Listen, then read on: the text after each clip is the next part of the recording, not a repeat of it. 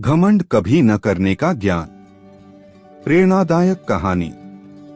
तो बात उस समय की है जब स्वामी विवेकानंद अपने लोकप्रिय शिकागो धर्म सम्मेलन के भाषण के बाद भारत वापस आ गए थे। अब उनकी चर्चा विश्व के हर देश में हो रही थी। सब लोग उन्हें जानने लगे थे।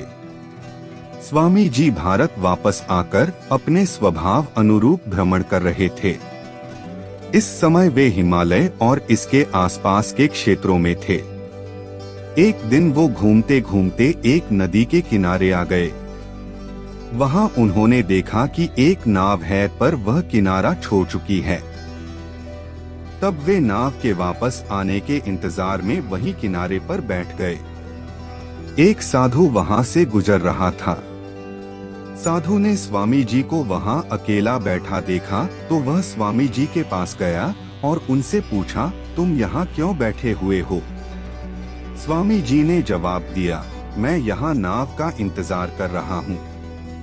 साधु ने फिर पूछा, तुम्हारा नाम क्या है? स्वामी जी ने कहा, मैं विवेकानंद हूँ।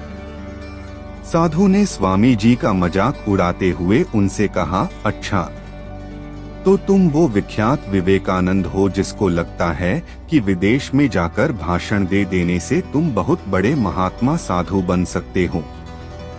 स्वामी जी ने साधु को कोई जवाब नहीं दिया।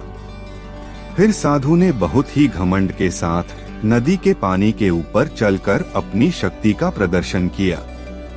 कुछ दूर तक चलने के बाद साधु ने स्वामी जी कहा, क्या तुम मेरी तरह पानी पर पैदल चलकर इस नदी को पार कर सकते हो? स्वामी जी ने बहुत ही आदर और विनम्रता के साथ साधु से कहा, इस बात में कोई शक नहीं कि आपके पास बहुत ही अद्भुत शक्ति है।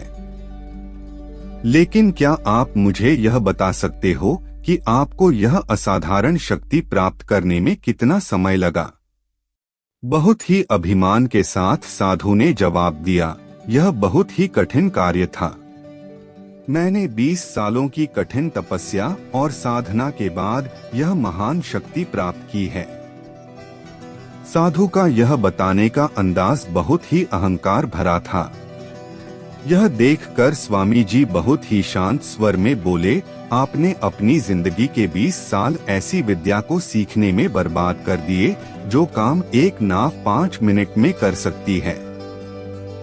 आप ये 20 साल निर्धन बेसहारा गरीबों की सेवा में लगा सकते थे या अपने ज्ञान और शक्ति का प्रयोग देश और देशवासियों की प्रगति में लगा सकते थे, परंतु आपने अपने 20 साल सिर्फ 5 मिनट बचाने के लिए व्यर्थ कर दिए। ये कोई बुद्धिमानी नहीं है। साधु सिर झुकाए खड़े रह गए और स्वामी जी नाव में बैठकर नदी के दूसरी किनारे चले गए। कहानी से सीख। इस प्रकार इस कहानी ने हमें बताया कि ज्ञान और शक्ति का सही प्रयोग आवश्यक है। किसी शक्ति को प्राप्त करके यदि हम उस पर घमंड करते हैं तो यह मूर्खता है। शक्ति का सही जगह पर सही इस्तेमाल करना ही वास्तविकता में बुद्धिमानी है।